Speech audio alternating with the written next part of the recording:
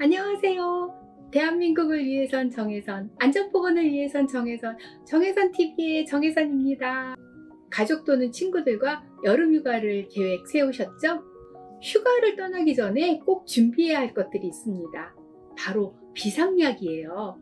비상약은 유통기한을 잘 확인을 하고 약이 포장된 상태 그대로 챙겨가는 것이 좋습니다. 짐의 무게를 줄이기 위해서 포장을 벗겨내면 용법과 용량, 주의사항을 확인하기 어려워요. 그러니까 원래 포장 그대로 준비하는 것이 좋습니다. 여행용 상비약은 한 10가지 정도를 챙겨주세요. 해열 진통 소염제, 또 종합감기약, 그리고 지사제와 소화제, 그리고 어린이용 지사제와 해열제, 또 멀미약, 상처 연고, 일회용 밴드, 그리고 살균 소독제, 또 모기 기피제, 그리고 만성질환자는 평소에 복용하던 고혈압약이나 천식약 이런 거를 잘 챙겨가야 합니다. 해변가 같은 곳에는요, 자외선이 강하기 때문에 1시간이나 2시간만 햇볕에 노출되어도 화상을 입기가 쉬워요. 어르신들의 얼굴에 잘 생기는 노인 반점도 햇빛에 노출되면 더 악화되고 가려움증도 심해집니다. 햇볕이 강한 오전 11시부터 오후 3시 사이에는 가능하면 그늘이 있는 곳에 있는 것이 좋겠습니다. 또 자외선을 차단하기 위한 자외선 차단 크림, 바로 선크림을 충분히 발라줘야 합니다. 선크림은요, 자외선 차단 지수가 최소한 15 이상은 돼야 되고요. 햇볕이 강한 해안가 같은 곳에서는 50 이상 되는 것을 사용하는 것이 좋습니다. 또 두껍게 한번 바르는 것보다는 골고루 잘 펴서 2시간마다 자주 바르는 게 더 효과적입니다.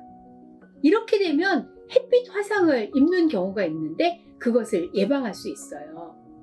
햇빛 화상을 입게 되면은요, 아이스팩으로 찜질을 해주는 것이 좋습니다. 냉찜질을 해서 열기를 가라앉힌 다음에 가려움증과 염증 완화에 도움이 되는 칼라민 로션, 또 알로에 젤 이런 거를 발라주면 도움이 됩니다. 또 더운 날씨에 야외에서 땀을 많이 흘리면 탈수가 되기 쉬워요. 그러면 온열 질환에 걸리기 쉬운데요. 피로감이 심하고 구역질이 나고 두통이 생기고 어지러운 증상이 있다면 빨리 시원한 곳으로 가서 안정을 취해야 합니다. 그리고 물을 섭취해서 체온을 시켜주어야 해요. 평소에 동맥경화증이나 당뇨병, 고혈압 이런 질환이 있으면 뇌경색이나 심근경색 같은 위험한 질병이 갑자기 발생할 가능성이 있으니까 특히 주의해야 합니다. 휴가지에 가면 맛있는 음식을 찾게 되는데요. 여름철 더위로 인해서 다른 계절에 비해 소화 기능이 오히려 떨어지고 탈수 현상이 나타나기도 해요. 그러니까 음식은 적당량을 섭취하고 소화기에 무리가 되지 않도록 과식이나 또 과음을 하지 않도록 해야 합니다. 여행을 떠나서 가장 흔히 생기는 병이 바로 복통, 설사 이런 위장질환입니다. 어린이나 나이가 많은 분들은 별로 심하지 않은 설사병에도 쉽게 탈수 증상이 생기고 그것 때문에 정신을 잃게 되는 경우도 있거든요. 설사병이 생기지 않도록 주의해야 하는 것이죠. 여름철 설사병의 가장 큰 원인이 바로 음식에서 번식한 세균에 의한 식중독인데요. 식중독 세균의 대부분은 음식을 끓여서 먹으면 예방이 가능합니다. 음식이나 물은 반드시 끓여 먹어야겠죠? 식사 전에 또 철저히 손을 씻는 것도 꼭 지켜야 합니다.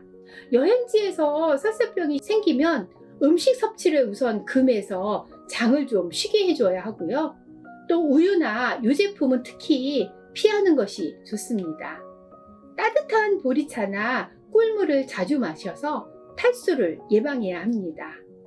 설사가 심한 경우에는 비상약으로 준비해간 지사제를 복용하는 것이 도움이 됩니다. 또 따뜻한 물수건으로 배를 찜질해주면 또 도움이 됩니다. 휴가지에서 물놀이를 하는 경우가 많은데요. 물놀이를 할 때 사고가 가장 많이 생기죠. 그러니까 안전수칙을 철저하게 지켜야 합니다. 물놀이 전에 반드시 준비 운동을 꼭 해야겠죠? 준비 운동을 하지 않고 물에 들어가면 다리에 근육 경련이 생기거나 쥐가 나서 위험에 빠질 수 있어요. 준비 운동을 한 다음 물에 들어갈 때는요, 심장에서부터 먼 부분, 다리, 이런 부분부터 천천히 물에 들어가야 합니다. 또 식사를 한 후나 몸 상태가 좋지 않을 때는 물 밖에서 쉬는 것이 좋습니다. 그리고요, 음주를 한 후에는 수영을 하는 것은 절대 금물입니다. 음주를 하면 판단력이 흐려지고 또 저체온증도 발생할 수 있거든요. 음주 수영이 바로 사망으로 연결되는 이유이죠. 음주 후에 물에 들어가는 것은 절대로 금해야겠습니다. 그리고 해변의 모래가는요, 오히려 바닷물보다 박테리아가 더 많아요. 그래서 감염될 위험이 높아요. 뾰족한 조개나 유리 조각 이런 것들 때문에 상처를 입는 경우도 많으니까 꼭 신발을 신는 것이 좋습니다. 여름 휴가철 사람이 많이 모이는 장소에서는요, 세균 번식이 활발하기 때문에 유행성 결막염이 생기기 쉬운데요. 유행성 결막염은요, 또 전염성이 있어요.